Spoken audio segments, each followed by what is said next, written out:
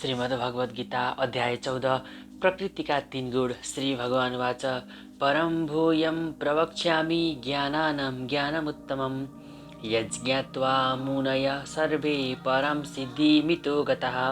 भगवानले भन्नुभयो, अब फेरि म तिमीलाई ज्ञानहरूमा श्रेष्ठ परम ज्ञान भन्दछु, जसलाई जानेर सम्पूर्ण मुनिहरूले परम पूर्णता प्राप्त गरे। 7औं अध्यायदेखि 12औं अध्यायसम्म श्रीकृष्णले परम सत्य भगवानका विषयमा विस्तारपूर्वक भन्नुभएको छ। यहाँ स्वयं भगवान श्रीकृष्ण अर्जुनलाई फेरि पनि ज्ञान दिँदै भन्नुहुन्छ। कसैले दार्शनिक चिन्तनद्वारा राम्रोसँग यो अध्याय बुझ्नमा उसले भक्तिमय सेवाको ज्ञानलाई बुझ्दछ।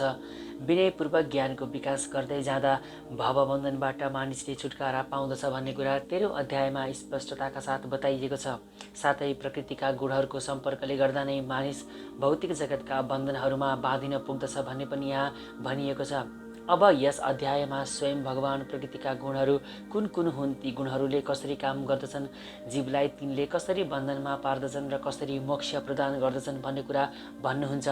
यस अध्यायमा जुन ज्ञानको चर्चा गरिएको छ त्यसलाई यसभन्दा पूर्वका अध्यायहरूमा दिइएका ज्ञानभन्दा श्रेष्ठ भनिएको छ। त्यसलाई यसभन्दा पूर्वका अध्यायहरूमा दिइएका ज्ञानभन्दा श्रेष्ठ भनिएको छ। यो ज्ञान पाएर धेरै मुनिहरूले सिद्धि प्राप्त गरेर वैकुण्ठ लोकका निवासी बने। त्यही ज्ञानलाई भगवानले यहाँ अझ राम्रोसँग भन्न लाग्नु भएको छ। यो ज्ञान अहिलेसम्म दिएका सम्पूर्ण ज्ञानहरूमा श्रेष्ठ छ र यसलाई बुझेका धेरै व्यक्तिहरूले पूर्णता प्राप्त गरे। त्यसैले यहाँ के आशा गरिन्छ भने जसले यो अध्यायलाई राम्रोसँग बुझ्दछ उसले सिद्धि प्राप्त गर्दछ।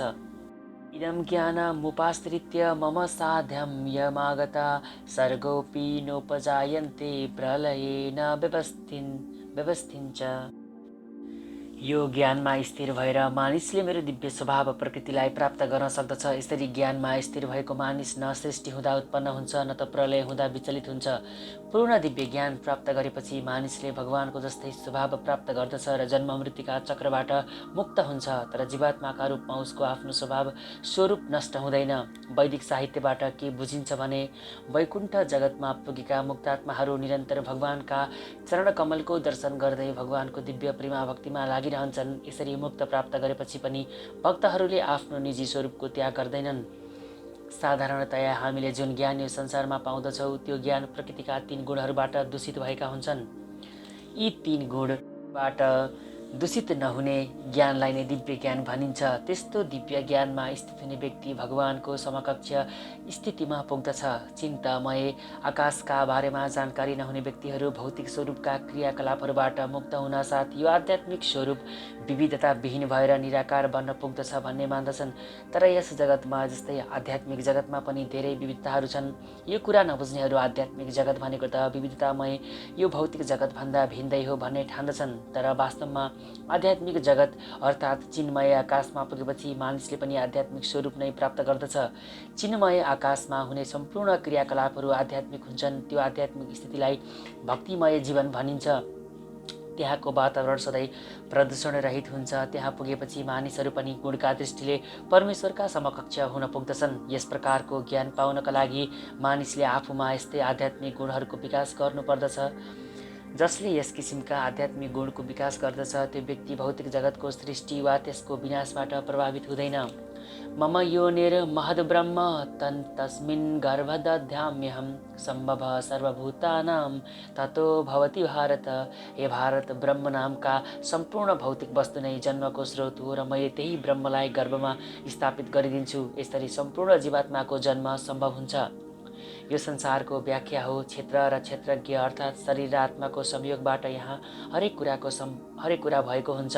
स्वयं भगवानले नै भौतिक प्रकृति र जीवात्माको संयोगलाई सम्भव बनाउनुहुन्छ। महत् तत्त्व नै सम्पूर्ण सृष्टिको कारण हो। कहिलेकाहीँ प्रकृतिका तीन गुणहरूको निवास तथा भौतिक कारणको सार वस्तुलाई ब्रह्म भनिन्छ।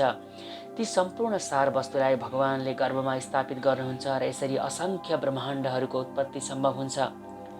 वैदिक साहित्य मुण्डकोपनिषद 1:1-9 यो सम्पूर्ण भौतिक तत्त्व अर्थात् महत् तत्त्वको व्याख्या ब्रह्मका रूपमा गरिएको छ। तस्मादेतत् ब्रह्म नाम रूपम मनम च जायते। जीवात्माको बीजसहित त्यो ब्रह्मलाई परम पुरुषले गर्भमा स्थापित गर्नुहुन्छ। पृथ्वी, जल, अग्नि, वायु सहित का 24 तत्त्वहरू सबै भौतिक शक्ति हुन् र तिनीहरूबाटै महत ब्रह्म भनिने भौतिक प्रकृतिको रचना हुन्छ। 7औं अध्यायमा भनिए अनुसार योभन्दा पर अर्को परा प्रकृति जीवात्मा छ। भगवानका इच्छाले अपरा प्रकृति वा भौतिक प्रकृतिमा यो परा प्रकृतिको मिश्रण हुन्छ अनि त्यसबाट यस भौतिक जगतका सम्पूर्ण जीवात्माहरूको जन्म हुन्छ।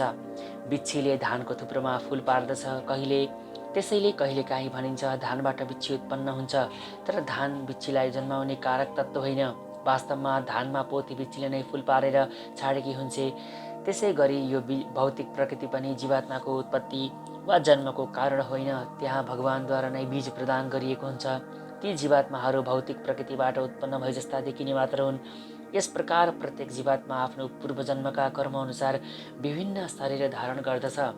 तिनले धारण गर्ने शरीर मात्र प्रकृतिद्वारा सिर्जित हुन्छ, जसद्वारा जीवात्मा आफ्नो पूर्व कर्म अनुसार सुख वा दुःख भोग्न समर्थ हुन्छ।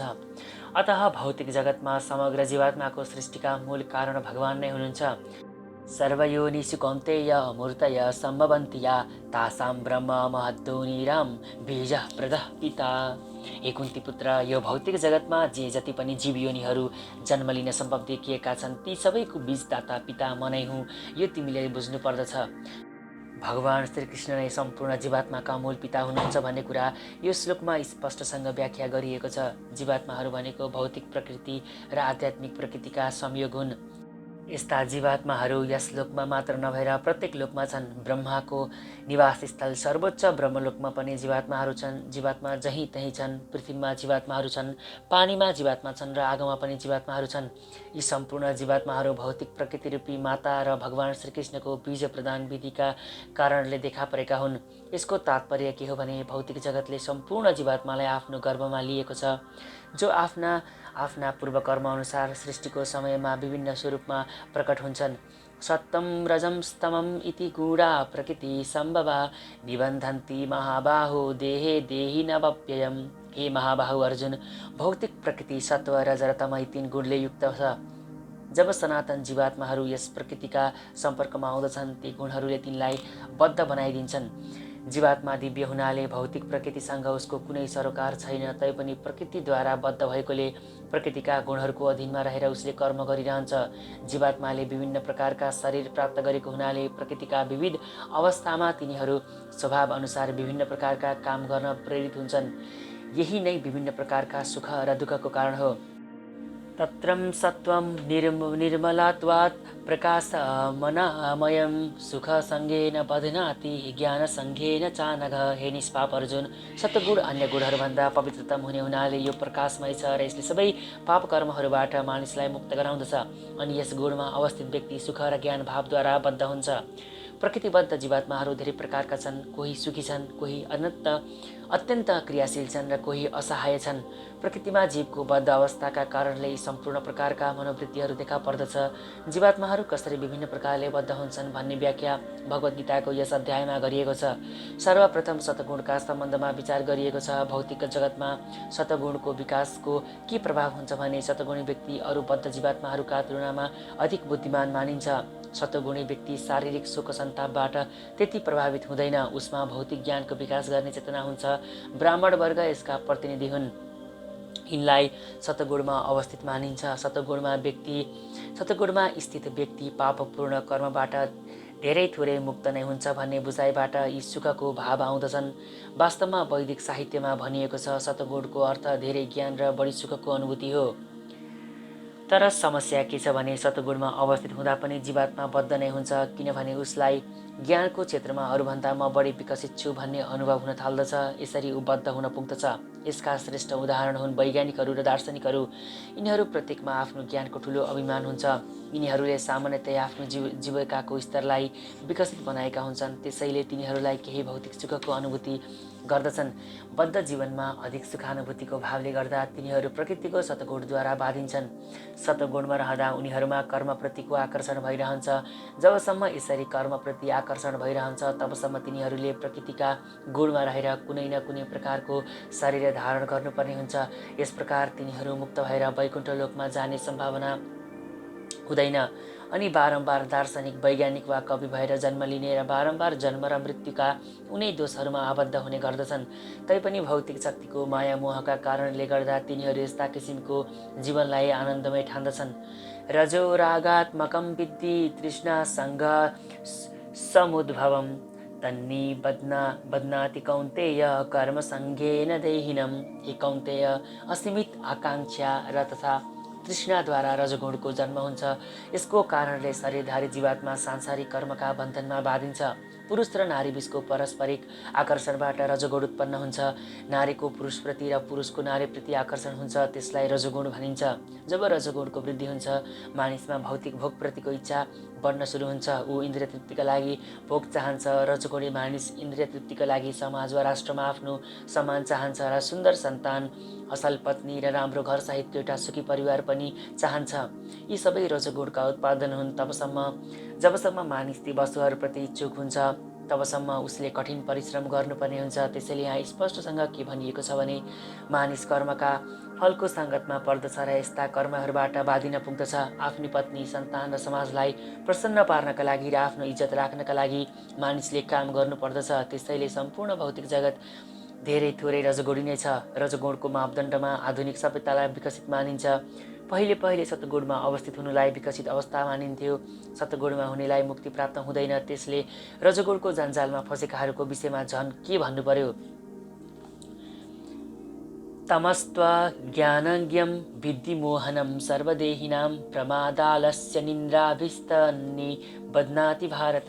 हे भारत पुत्र, अज्ञानबाट उत्पन्न तमोगुण नै जीवात्माको मोह हो। पागलपन, आलस्य र निन्द्रा यसका प्रतिफल हुन्। यिनले जीवात्मालाई बाँध्दछन्। यस श्लोकमा तु शब्दको विशिष्ट प्रयोग उल्लेखनीय छ। यसको अर्थ तमोगुण शरीरधारी जीवात्माको एउटा विचित्र गुण हो। यो तमोगुण सतगुणभन्दा ठिक विपरीत हो। सतगुणमा ज्ञानको विकास गरेर मानिसले कुन वस्तु के हो भन्ने बुझ्न सक्दछ र तर तमोगुण यसको ठिक विपरीत छ। तमोगुणका अधीनमा रहने हरेक व्यक्तिमा पागलपन हुन्छ र त्यस्तो व्यक्तिले कुन वस्तु के हो भन्ने बुझ्न सक्दैन। यसबाट प्रगतिको सट्टा अधोगति हुन्छ। तमोगुणको परिभाषा वैदिक साहित्यमा यसरी गरिएको छ। वस्तु याथात्म्य ज्ञानावरकं विपर्य यज्ञानजनकं तमः। अर्थात् अज्ञानका अधीनमा हुँदा मानिसले वस्तुलाई जस्ताको तस्तै बुझ्न सक्दैन। उदाहरणका लागि, हरेक मानिसलाई थाहा छ मेरो हजुरबुवा मरे, म पनि मर्दछु। मानिस मरणशील छ। मैले जन्माएका छोराछोरी पनि मर्दछन्। मृत्यु अवश्यम्भावी छ। तैपनि मानिस शाश्वत आत्माका बारेमा केही विचार नगरी पागल जस्तो बनेर दिनरात कठिन परिश्रम गरिरहेको छ, पैसा जम्मा गरिरहेको छ। यो पागलपन हो।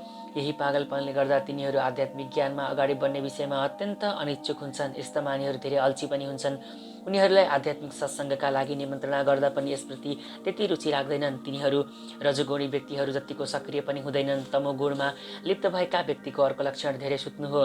यस्ता मानिसहरू आवश्यकताभन्दा बढी सुत्दछन्। मानिसलाई 6 घण्टा सुत्नु पर्याप्त छ, तैपनि तमोगुणी मानिसहरू दिनमा कम्तीमा 10-12 घण्टा सुत्दछन्। यस्ता मानिसहरू सधैँ उदास देखिन्छन् र नशा तथा निन्द्राका व्यसनी हुन्छन्। यी सबै तमोगुणले ग्रस्त भएका मानिसका लक्षण हुन्। सत्वं सुखे सञ्जयति रजः कर्मणि भारत ज्ञानमावृत्य तु तमः प्रमादे सञ्जयत्युत। हे भारत पुत्र, सतगुणले मानिसलाई सुखमा आबद्ध गरिदिन्छ, रजोगुणले सकाम कर्ममा आबद्ध गराउँदछ र तमोगुणले ज्ञानलाई ढाकेर मानिसलाई पागलपन्तिर आबद्ध गराउँदछ। एउटा सतगुणी व्यक्ति आफ्ना कर्म र बौद्धिक कार्यद्वारा यसरी नै सन्तुष्ट हुन्छ। जसरी एउटा दार्शनिक, वैज्ञानिक, शिक्षक आफ्ना ज्ञानका विशिष्ट क्षेत्रमा संलग्न रहेर सन्तुष्ट हुन्छन्। रजोगुणी व्यक्ति सकाम कर्ममा संलग्न रहन्छ र यथाशक्य धन कमाएर असल कार्यमा खर्च गर्दछ। यस्ता मानिसले कहिले अस्पताल खोल्ने, कहिले धार्मिक सङ्घ संस्थालाई दान दिने इत्यादि गर्दछन्। यी रजोगुणी व्यक्तिका लक्षण हुन्। तमोगुणले ज्ञानलाई ढाकिदिन्छ। तमोगुणमा रहेर मानिसले जे काम गर्दछ त्यसबाट न उसको कल्याण हुन्छ न अरूको हित नै हुन्छ। रजस्तस्मा चाभिभूय सत्वं भवति भारत रजं सत्वं तमश्चैव तमः सत्त्व रजस्तथा। हे भारत, कहिले रजोगुण र तमोगुणलाई जितेर सतगुण प्रमुख हुन्छ, कहिले रजोगुणले सतगुणलाई र तमोगुणलाई पराजित गर्दछ र कहिले सतगुण र रजोगुणलाई तमोगुणले पराजित गर्दछ। यसरी सधैँ प्रमुख बन्नका लागि गुणहरूमा प्रतिस्पर्धा भइरहन्छ। जब रजोगुणको प्रभुत्व हुन्छ सतगुण र तमोगुण पराजित हुन्छन्। सतगुणको प्रभुत्व हुँदा रजोगुण र तमोगुण पराजित हुन्छन् र तमोगुणको प्रभुत्व हुँदा सतगुण र रजोगुण पराजित हुन्छन्। यो प्रतिस्पर्धा सधैँ चलिरहन्छ। त्यसैले कृष्ण भावनाको विकास गर्न चाहने व्यक्तिले यी तीनै गुणहरूलाई पार गर्नुपर्दछ। प्रकृतिका कुनै विशेष गुणको प्रधानता मानिसका व्यवहार, क्रियाकलाप र खानपान इत्यादिबाट प्रकट हुन्छ। यी सबैको व्याख्या आगामी अध्यायहरूमा गरिनेछ। यदि कसैले इच्छा गरेमा अभ्यासद्वारा सतगुणको विकास गर्न सक्दछ र यसरी रजोगुण र तमोगुणलाई पराजित गर्न सक्दछ। यसै गरी मानिसले रजोगुणको विकास गरेर सतगुण र तमोगुणलाई पराजित गर्न सक्दछ वा तमोगुणको विकास गरेर सतगुण र रजोगुणलाई पराजित गर्न पनि सक्दछ। प्रकृतिमा यी तीन गुणहरू छन्, तैपनि यदि कोही सङ्कल्पवान भए उसले सतगुणको आशीर्वादद्वारा सतगुणलाई पार गर्दै शुद्ध सत्व अवस्थामा अवस्थित हुन सक्दछ, जसलाई वासुदेव अवस्था भनिन्छ। यो अवस्थामा रहेर मानिसले ईश्वरको विज्ञान बुझ्न सक्दछ। व्यक्तिका निजी क्रियाकलापहरूद्वारा ऊ कुन गुणमा अवस्थित छ भन्ने बुझ्न सकिन्छ। सर्वद्वारेषु देहेस्मिन् प्रकाश उपजायते ज्ञानं यदा तदा विद्यादि वृद्धं सत्त्वमित्युत। जब शरीरका सबै द्वारहरू ज्ञानका प्रकाशले प्रकाशित हुन्छन् त्यस समय सत्वगुण व्यक्त भएको अनुभव गर्न सकिन्छ। शरीरमा 9वटा द्वारहरू छन्। ती हुन् दुई आँखा, दुई कान, नाकका दुई पाल, मुख, जनेन्द्रिय र गुदद्वार। जब यी प्रत्येक द्वार सतगुणका लक्षणले प्रकाशित हुन्छन् त्यस समय सतगुणको विकास भएको बुझ्नु पर्दछ। सतगुणमा मानिसले वस्तुलाई त्यसको ठिक अवस्थामा देख्न सक्दछ, वस्तुलाई ठिक ढङ्गले सुन्न सक्दछ र ठिक अवस्थामा वस्तुको स्वाद लिन सक्दछ। सतगुणमा अवस्थित हुँदा मानिस बाह्य तथा आन्तरिक रूपले शुद्ध हुन्छ। प्रत्येक द्वारमा सुखका लक्षणहरू विकसित हुन्छन्। यही नै सतगुणको स्थिति हो। लोभं प्रवृत्तिरारम्भ कर्मणामसमं स्पृह रजस्येतानि जायन्ते विवृद्धे भरतर्षभ। हे भरत वंशीमा श्रेष्ठ, रजोगुणको वृद्धि हुँदा अत्यन्त आसक्ति, सकाम कर्म, तीव्र प्रयत्न, अनियन्त्रित चाहना र आकांक्षा वृद्धिका लक्षणहरू देखा पर्दछन्। रजोगुणी व्यक्ति आफूले पहिलेदेखि प्राप्त गरेको अवस्थाबाट कहिल्यै सन्तुष्ट हुँदैन। ऊ आफ्नो अवस्थालाई अझ उन्नत बनाउन इच्छुक भइरहन्छ। यदि उसले घर बनाउन लागेमा मानव त्यो घरमा ऊ नित्य बसिरहन पाउँदछ भने जस्तै गरी त्यसलाई सकेसम्म महल जस्तो बनाउने प्रयत्न गर्दछ। उसले इन्द्रिय तृप्तिका लागि ठुला ठुला इच्छा आकांक्षा बढाइरहन्छ। इन्द्रिय तृप्तिको कुनै अन्त्य छैन। ऊ सधैँ आफ्नो परिवारसँग आफ्ना घरमा निवास गर्न चाहन्छ र इन्द्रिय तृप्तिका प्रक्रियाहरूलाई निरन्तरता दिइरहन चाहन्छ। यसको कुनै अन्त्य छैन। यी सम्पूर्ण लक्षणहरूलाई रजोगुणका विशेषताका रूपमा बुझ्नु पर्दछ। अप्रकाशो प्रवृत्तिश्च प्रमोदो मोह एव च तमस्येतानि जायन्ते विवृद्धे कुरुनन्दन। हे कुरुनन्दन, तमोगुणको वृद्धि हुँदा अन्धकार, निष्क्रियता, उन्मत्तता र मोह, भ्रम जस्ता कुराहरू प्रकट हुन्छन्। जहाँ प्रकाश हुँदैन त्यहाँ ज्ञानको उपस्थिति हुँदैन। तमोगुणी मानिस कुनै विधि नियम अनुरूप काम गर्दैन। ऊ बिना उद्देश्य मनोमानी किसिमले काम गर्न चाहन्छ। आफूमा काम गर्ने क्षमता हुँदाहुँदै पनि ऊ कुनै प्रयत्न नै गर्दैन। यसलाई मोह भनिन्छ। चेतना हुँदाहुँदै पनि यस्ता मानिसको जीवन निष्क्रिय हुन्छ। यी सबै तमोगुणी मानिसका लक्षण हुन्। यदा सत्त्वे प्रविद्येतु प्रलयं याति देहभृत् तदोत्तममिदं लोकानमलान् प्रतिपद्यते। सतगुणी मानिसले मृत्यु पश्चात महर्षिहरूको पवित्र तथा उच्च लोक प्राप्त गर्दछ। सतगुणी व्यक्तिले मृत्यु पश्चात ब्रह्मलोक वा जनलोक जस्ता उच्च स्तरीय लोक प्राप्त गर्दछ र त्यहाँ उसले दैवी सुखको उपभोग गर्दछ। यहाँ प्रयोग भएको अमलान शब्द महत्त्वपूर्ण छ। यसको अर्थ रजोगुण र तमोगुणबाट मुक्त भन्ने हो। भौतिक जगतमा अपवित्रता हुन्छ तर सतगुण यस संसारको सबैभन्दा शुद्धतम अस्तित्वको रूप हो। विभिन्न प्रकारका जीवात्माहरूका निमित्त विभिन्न प्रकारका लोकहरू छन्। सतगुणमा रहँदा उसको मृत्यु हुन्छ। त्यसले महर्षि तथा महान भक्तहरूले निवास गर्ने उच्च लोक प्राप्त गर्दछ। रजसी प्रलयं गत्वा कर्मसङ्गीषु जायते तथा प्रलीनस्तमसि मूढ योनिषु जायते। रजगुणमा स्थित मानिसले शरीर त्याग गरेपछि सकाम कर्मीहरूका बीचमा जन्म लिन्छ र तमोगुणमा शरीर त्याग गर्नेहरूले पशु जगतमा जन्म पाउँदछ। केही मानिसहरूमा कस्तो प्रभाव परेको छ भने आत्मा एकपटक मानव जीवनको स्तरमा पुगिसकेपछि त्यो फेरि कहिले तल्लो योनिमा झर्दैन। यो कुरा सत्य होइन। यस श्लोकका अनुसार यदि कसैमा तमोगुणको विकास भएको छ र भने उसको मृत्युपछि ऊ पशु योनिमा झर्दछ। त्यहाँबाट पुनः मानव जीवनमा आउनको लागि उसले फेरि क्रमिक रूपले विकास गर्दै आफूलाई माथि उठाउनु पर्दछ। त्यसैले मनुष्य जीवनका बारेमा गम्भीर चिन्तन गर्नेहरूले सतगुणलाई अपनाउनु पर्दछ र सत्सङ्गमा रहेर प्रकृतिका गुणहरूलाई पार गर्दै कृष्ण भावनामा स्थित हुनु पर्दछ। यो नै मनुष्य जीवनको उद्देश्य हो। अन्यथा मानिसले फेरि पनि मनुष्य योनिमा नै जन्म पाउँदछ भन्ने कुराको कुनै निश्चितता छैन। कर्मण सक्री तस्याहु सात्विकम निर्मलम फलम रजसस्तु फलम दुःख ज्ञानम तमस फलम। पुण्य कर्मको फल शुद्ध हुन्छ र त्यसलाई सतगुणी भनिन्छ। रजगुणमा गरिएका कर्मको फल दुःखमय हुन्छ र तमोगुणमा रहेर सम्पन्न गरिएका कर्मको फल मूर्खतापूर्ण हुन्छ। सतगुणमा गरिएका पुण्य कर्मको फल शुद्ध हुन्छ। त्यसैले सम्पूर्ण मोहबाट मुक्त भएका ऋषिहरू सुखपूर्वक अवस्थामा रहन्छन्। तर रजगुणमा गरिएका क्रियाकलापहरू दुःखदायी हुन्छन्। भौतिक सुख प्राप्तिका लागि गरिएका कर्महरू व्यर्थ हुन्छन्। उदाहरणका लागि मानव कसैले एउटा गगनचुम्बी घर बनाउन चाह्यो। त्यसले त्यति ठुलो घर बनाउनका लागि ठुलो कष्ट उठाउनु पर्दछ। लगानीकर्ताले त्यसका लागि त्यति धेरै जम्मा पैसा आर्जन गर्न प्रशस्त दुःख गर्नु पर्दछ र घर बनाउन नियुक्त गरिएका मजदुरहरूले पनि त्यति नै ठुलो शारीरिक श्रम गर्नै पर्दछ। यसरी त्यहाँ दुःखै दुःख छ। त्यसैले भगवत गीतामा भनिएको छ, रजगुणमा रहेर सम्पन्न गरिने कुनै पनि काममा निश्चय नै ठुलो कष्ट उठाउनु पर्दछ। त्यसबाट थोरै मात्र तथाकथित मानसिक सुख प्राप्त हुन सक्दछ। मसँग यो घर छ, यति सम्पत्ति छ इत्यादि, तर यो वास्तविक सुख होइन। जहाँसम्म तमोगुणको सम्बन्ध छ, यसमा कर्म गर्ने कर्ता ज्ञानविहीन हुन्छ। त्यसैले उसका सबै क्रियाकलापले अन्त्यमा दुःखलाई नै उपस्थित गराउँदछन् र पछि ऊ पशु जीवनतिर धकेलिन्छ। माया शक्तिका अधीनमा रहने हुनाले पशुहरूले त्यो बुझ्दैनन् तापनि पशु जीवन सधैँ दुःखमय नै हुन्छ। निरीह पशुहरूको वध गर्ने काम पनि तमोगुणको कारणले हुने गर्दछ। मारिने पशुले भविष्यमा उपयुक्त शरीर प्राप्त गर्दछ र हामीलाई नै मार्दछ भन्ने कुरा ती पशु वध गर्नेहरूले बुझेका हुँदैनन्। यो प्रकृतिको कानुन हो। मानव समाजमा यदि कसैले मानिसको हत्या गरेमा त्यसले प्राणदण्ड पाउँदछ। यो राज्यको कानुन हो। अज्ञानले गर्दा मानिसहरू परमेश्वरद्वारा नियन्त्रित वा शासित एउटा परिपूर्ण राज्य छ भन्ने देख्दैनन्। प्रत्येक प्राणी परमेश्वरको सन्तति हो र उहाँले परमेश्वरले एउटा कमिलाको हत्या भएको पनि सहनुहुन्न। यसका लागि मानिसले उपयुक्त सजाय भोग्नै पर्दछ। त्यसैले जिब्रोको स्वादका लागि पशुको हत्या गर्न रुचाउनेहरू घोर अज्ञानी हुन्। मानिसलाई पशुको हत्या गर्नुपर्ने कुनै आवश्यकता छैन, किनभने उसलाई ईश्वरले प्रशस्त राम्रा खाद्यवस्तुहरू उपलब्ध गराउनु भएको छ। कुनै पनि कारणले यदि कोही मांसाहारमा प्रवृत्त भएको भए उसले अज्ञानवश यसो गरिरहेछ र आफ्नो भविष्यलाई घोर अन्धकारमय बनाइरहेछ भन्ने ठान्नु पर्दछ। सबै प्रकारका पशुवधमध्ये गोवधलाई अत्यन्त निन्दनीय वा अधर्म मानिन्छ, किनभने गाईले हामीलाई दुधको आपूर्ति गरिदिएर सबै प्रकारको सुख दिएकी छिन्। गोवध सबैभन्दा निन्दनीय अज्ञान जनित कर्म हो। वैदिक साहित्य ऋग्वेद 9:4-64 गोभी प्रीणित मत्सरम भन्ने वाक्य छ। यसले के सङ्केत गरेको छ भने जो व्यक्ति दुधबाट पूर्ण सन्तुष्ट भएर पनि गाईलाई मार्ने इच्छा गर्दछ त्यो अत्यन्त घोर अज्ञानतामा छ भन्ने बुझ्नु पर्दछ। वैदिक साहित्यमा एउटा प्रार्थना छ जसमा भनिएको छ, नमो ब्रह्मण्य देवाय गो ब्राह्मण हिताय च जगद्दिताय कृष्णाय गोविन्दाय नमो नमः।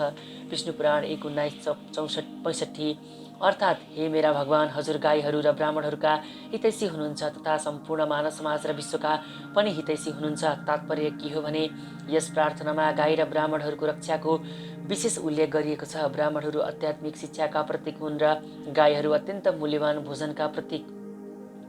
त्यसैले ब्राह्मण र गाई यी प्राणीलाई सम्पूर्ण सुरक्षा प्रदान गर्नुपर्दछ। यही नै सभ्यताको वास्तविक प्रगति हो। आधुनिक मानव समाजमा आध्यात्मिक ज्ञान उपेक्षित छ र गोवध प्रोत्साहित छ। त्यसैले अब के बुझ्नु पर्दछ भने मानव समाज गलत दिशातिर अग्रसर छ र आफ्नो दण्डनीय अपराधको बाटो सफा गर्दैछ। जुन सभ्यताले नागरिकहरूलाई आगामी जन्ममा पशु बनाउने बाटोतिर हिँडाइरहेछ त्यो निश्चय नै मानव सभ्यता होइन। अवश्य नै रजोगुण र तमोगुणले वर्तमान मानव सभ्यतालाई गलत बाटोतर्फ डुराइरहेछ। यो अत्यन्त खतरापूर्ण युग हो। त्यसैले सम्पूर्ण राष्ट्रहरूले मानवतालाई महानतम खतराबाट बचाउनका लागि कृष्ण भावनाको सरलतम विधि अपनाई सबैलाई उपलब्ध गराउन विशेष ध्यान दिनु पर्दछ।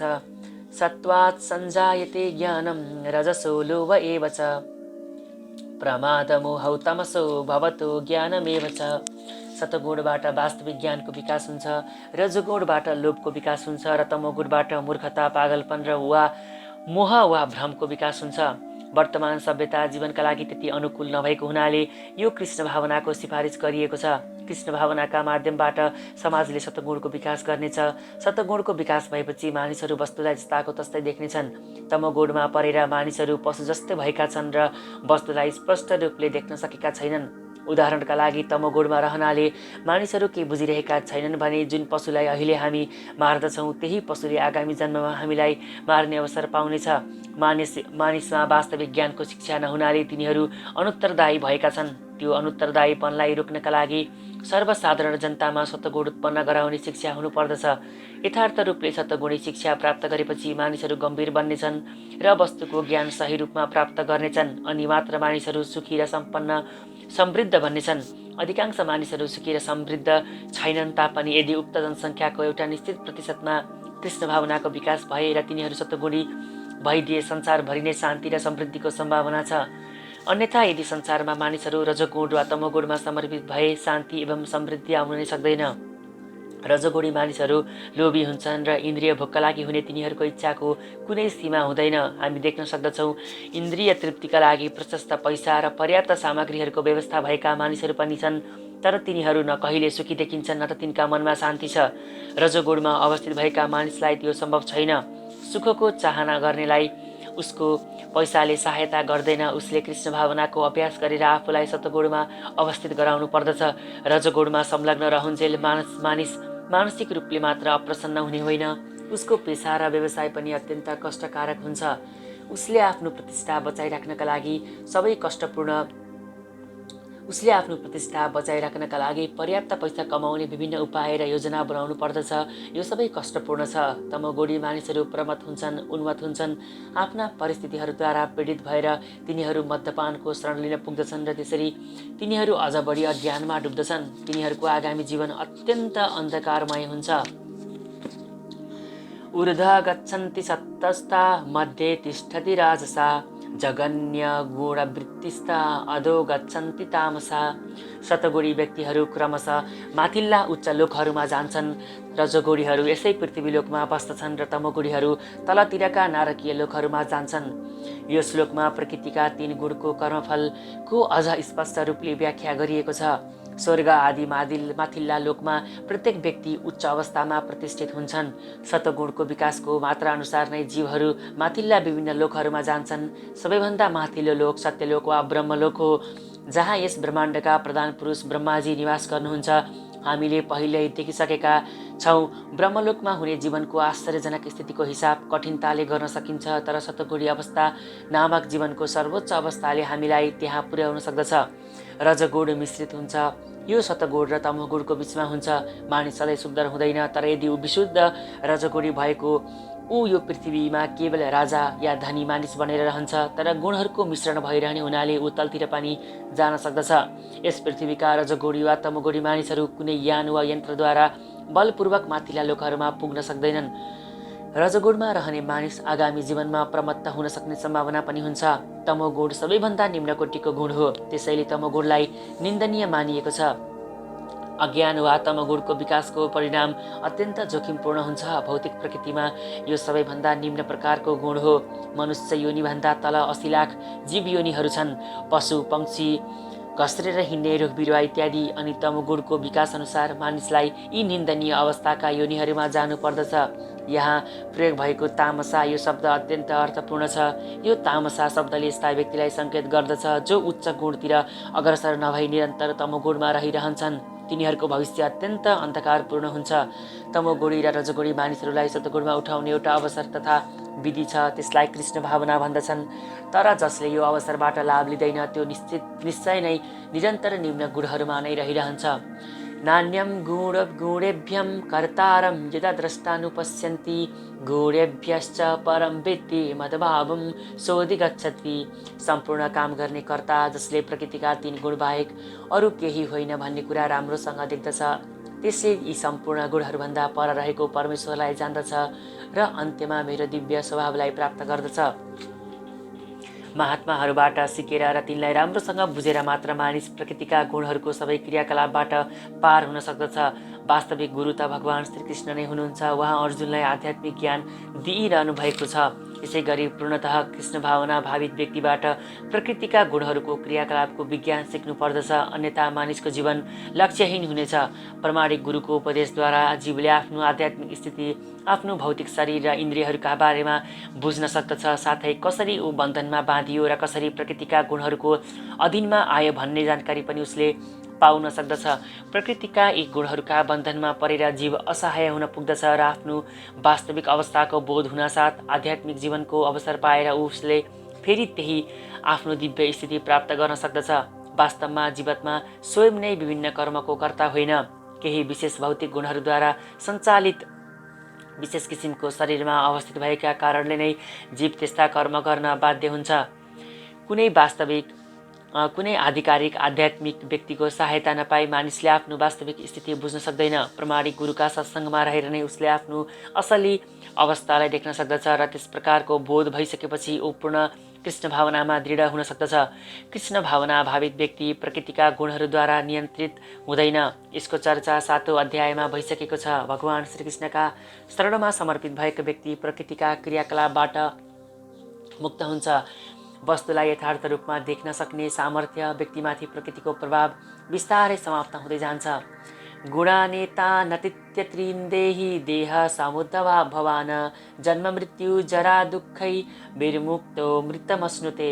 भौतिक शरीरसँग सम्बन्धित प्रकृतिका यी 3 गुणहरूलाई पार गर्न सक्ने मानिस जन्म मृत्यु बुढौली र त्यसबाट हुने कष्टबाट पनि मुक्त हुन सक्दछ र यसै जीवनमा अमृत तत्त्व प्राप्त गर्न सफल हुन्छ।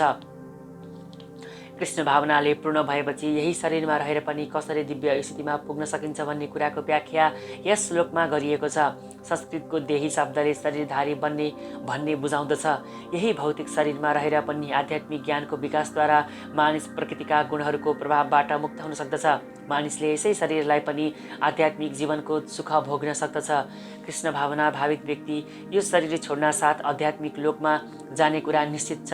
त्यस्तो मानिसले यही शरीरमा रहेर पनि आध्यात्मिक सुखको अनुभूति गर्न सक्दछ। अर्को शब्दमा भन्दा कृष्ण भावना भावित भएर भक्तिमा लाग्नु भनेको भौतिक बन्धनबाट मुक्त हुनु हो। यस विषयको व्याख्या 18औं अध्यायमा गरिनेछ। मानिस प्रकृतिका गुणहरूको प्रभावबाट मुक्त भएर मात्र भक्तिमय सेवामा प्रवेश गर्दछ। अर्जुन उवाच कैर्लिङ्गै स्त्रीन् गुणानेता नतिनो भवति प्रभो किमाचार कथं चैत्रान् स्त्रीन् गुणान् निवर्तते। अर्जुनले सोधे, हे भगवान, कुन लक्षण देखेर हामी यो मानिस 3 गुणहरूभन्दा पर छ भनेर जान्न सक्दछौ? त्यस्तो व्यक्तिको व्यवहार कस्तो हुन्छ र प्रकृतिका गुणहरूलाई उसले कसरी पार गर्दछ?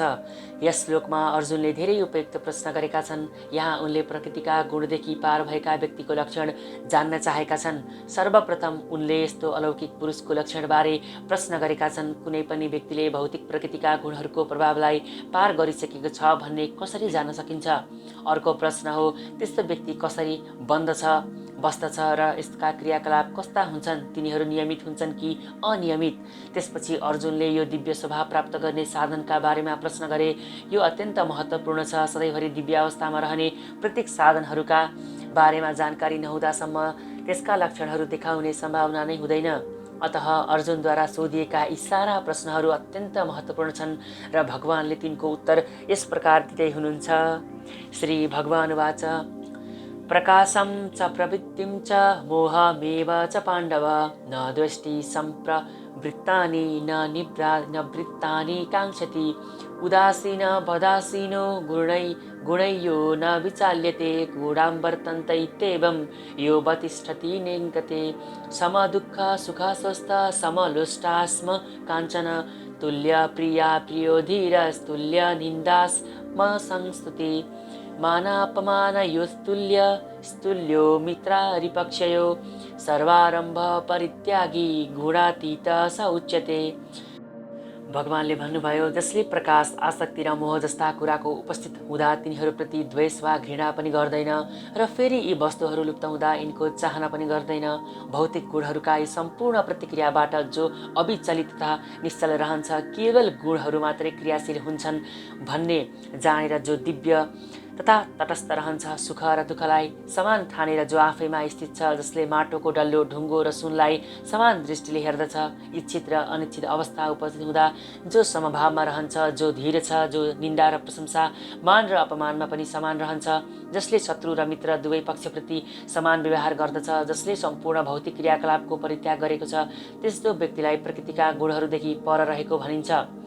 अर्जुनले श्रीकृष्णसँग 3वटा प्रश्न सोधे। भगवानले पनि एक एक गरेर तिनको उत्तर दिनुभयो। यी श्लोकहरूमा सर्वप्रथम भगवान श्रीकृष्णले के सङ्केत गर्नुभयो भने दिव्य अवस्थामा अवस्थित भएको व्यक्ति कसैप्रति द्वेषभाव पनि राख्दैन र कुनै वस्तुका लागि इच्छुक पनि हुँदैन। भौतिक शरीर धारण गरेर यो संसारमा आएको जीव प्रकृतिका 3 गुणहरूमध्ये कुनै न कुनै एउटा गुणका अधीनमा अवश्य हुन्छ भन्ने बुझ्नु पर्दछ। शरीरबाट बाहिर निस्किएपछि मात्र ऊ प्रकृतिका भौतिक गुणहरूको बन्धनबाट मुक्त हुन्छ। भौतिक शरीरबाट बाहिर ननिस्किँदासम्म ऊ तटस्थ भएर बस्नु पर्दछ। त्यसैले उसले आफूलाई भगवानको भक्तिमा लगाउनु पर्दछ। त्यसो गरेमा भौतिक शरीरसँगको उसको आत्मीयता स्वतः विस्मृत हुँदै जान्छ वा हराउँदछ। भौतिक शरीरप्रति सचेत हुने मानिसले केवल इन्द्रिय तृप्तिका लागि मात्र काम गर्दछ। तर जब उसले त्यो चेतना श्रीकृष्णतिर स्थानान्तरित गर्दछ, इन्द्रिय तृप्तिको भाव स्वतः रोकिन्छ। त्यस अवस्थामा उसलाई यो भौतिक शरीरको आवश्यकता पनि हुँदैन र त्यसलाई यस भौतिक शरीरका आदेशहरू मान्नुपर्ने आवश्यकता पनि हुँदैन। भौतिक गुणहरूले मात्र शरीरमा काम गर्नेछन् र आत्मा स्वयं यस्ता क्रियाकलापहरूबाट अलग रहनेछ। आत्मा शरीरबाट कसरी अलग हुन्छ? यस अवस्थामा आत्माले न शरीरको भोग गर्न चाहन्छ, न शरीरबाट बाहिर निस्कन नै चाहन्छ। यसरी दिव्य स्थितिमा पुगेको भक्त स्वतः मुक्त हुन्छ। उसलाई प्रकृतिका गुणहरूको प्रभावबाट मुक्त हुनका लागि कुनै प्रयत्न गर्नुपर्ने आवश्यकता हुँदैन। अर्को प्रश्न दिव्य स्थितिमा रहेका व्यक्तिको व्यवहार वा आचरण कस्तो हुन्छ भन्ने विषयसँग सम्बन्धित छ। भौतिक स्थितिमा रहेका व्यक्ति उसको शरीरलाई गरिने तथाकथित सम्मान वा अपमानबाट प्रभावित हुन्छ, तर दिव्य स्थितिमा रहेको व्यक्ति जस्तो झुटो सम्मान र अपमानबाट प्रभावित हुँदैन। ऊ कृष्ण भावनामा हरिरहेर आफ्नो कर्तव्य गरिरहन्छ र कसैले सम्मान गरोस् वा अपमान गरोस् त्यसमा कुनै ध्यान नै दिँदैन। कृष्ण भावनामय कर्ममा अनुकूल हुने कुरालाई उसले स्वीकार गर्दछ। अन्यथा ढुङ्गा होस् वा सुन, कुनै भौतिक वस्तुको आवश्यकता उसलाई हुँदैन। कृष्ण भावनामय कार्यको सम्पादनमा सहयोग पुर्याउने प्रत्येक व्यक्तिलाई उसले आफ्नो प्रिय मित्रका रूपमा लिन्छ र आफ्ना तथाकथित शत्रुलाई पनि कहिले घृणा गर्दैन। उसको सबैप्रति समान भाव हुन्छ र हरेक वस्तुलाई उसले समान स्तरमा देख्दछ, किनभने यो भौतिक संसारसँग आफ्नो कुनै सरोकार नभएको कुरा उसले राम्रोसँग बुझेको हुन्छ। सामाजिक एवं राजनीतिक विषयले पनि उसलाई कुनै प्रभाव पार्दैन, किनभने यी अस्थायी उतार चढाव र विचलनका स्थिति हुन् भन्ने उसले बुझेको हुन्छ। उसले आफ्नै लागि भनेर कुनै काम गर्दैन। भगवान श्रीकृष्णका लागि ऊ जे पनि गर्न तयार हुन्छ, तर आफ्नो निजी स्वार्थका लागि केही गर्दैन। यस्तै व्यवहारले मानिस वास्तविक दिव्य स्थितिमा अवस्थित हुन सक्दछ। माचम योभ्य विचारेण भक्ति योगेन सेवते सगुणान् सम्मतित्यैतान् ब्रह्म भूयाय कल्पते। जुनसुकै परिस्थितिमा पनि अविचलित भावले पूर्णतया भगवत भक्तिमा संलग्न हुने व्यक्ति भौतिक प्रकृतिका गुणहरूलाई तत्काल पार गरेर ब्रह्मको स्तरमा पुग्दछ।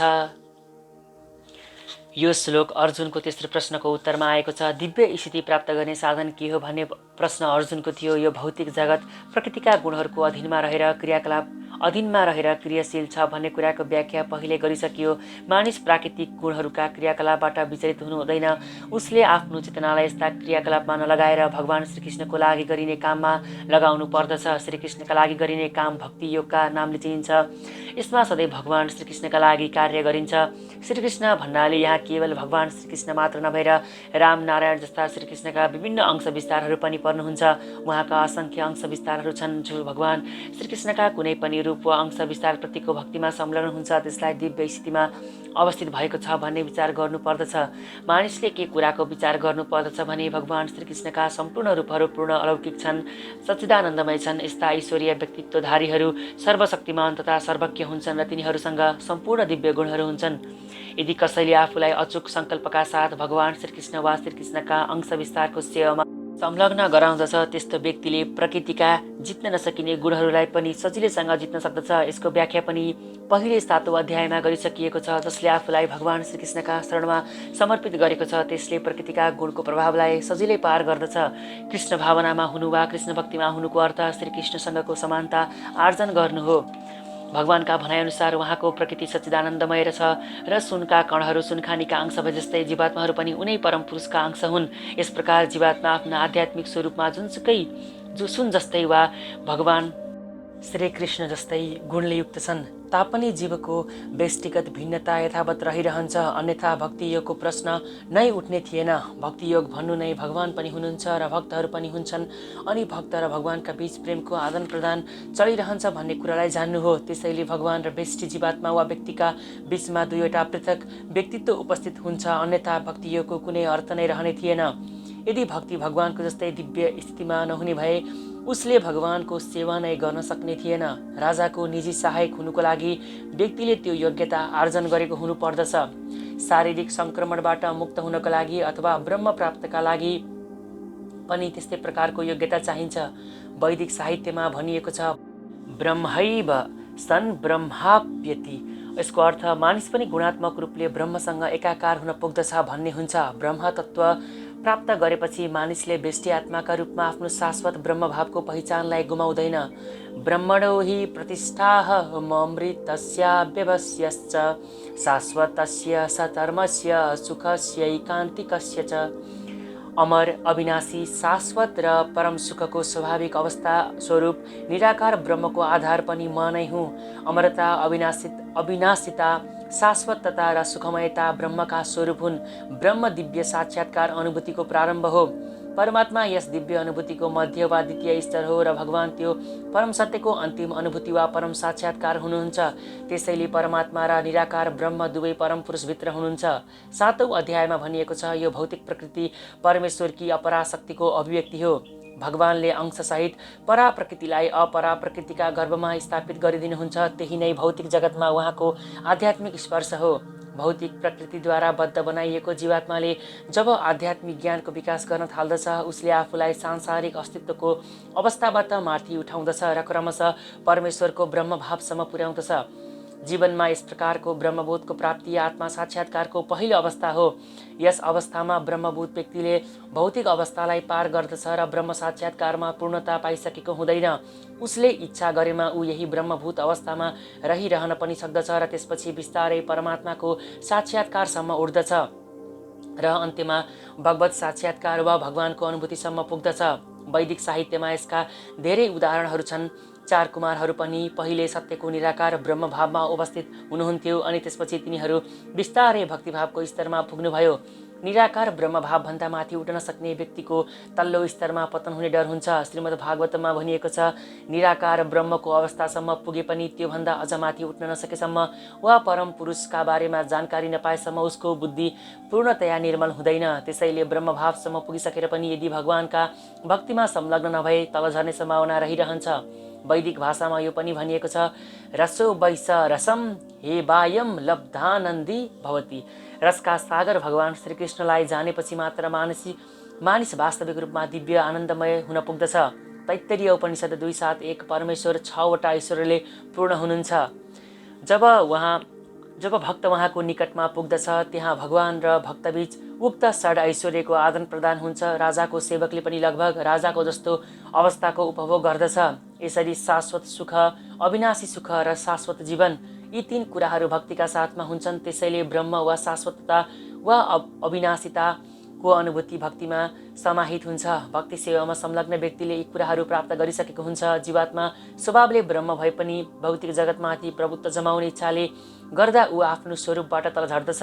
आफ्नो स्वाभाविक स्थितिमा जीवात्मा प्रकृतिका 3 गुणहरूभन्दा माथि हुन्छ, तर भौतिक प्रकृतिसँगको सङ्गतले गर्दा उसलाई सत्व, रज र तम आदि विभिन्न प्राकृतिक गुणहरूले बद्ध बनाउँदछन्।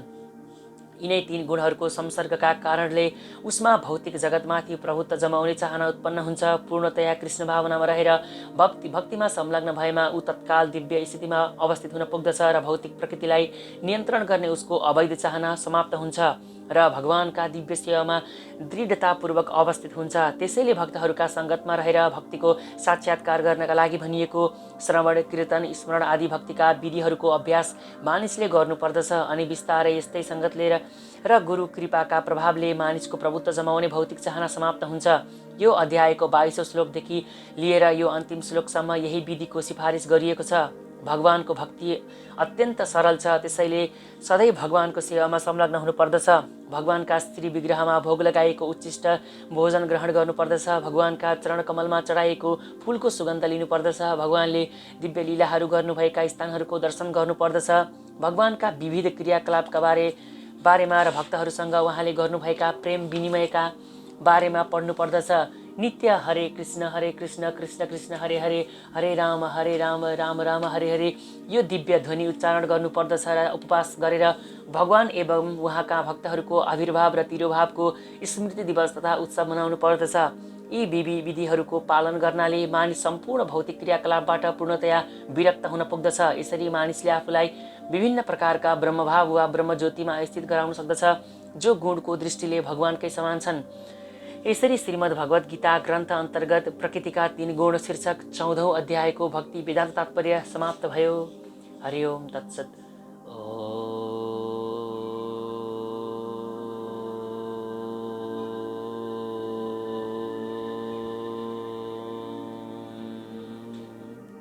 हरे कृष्ण।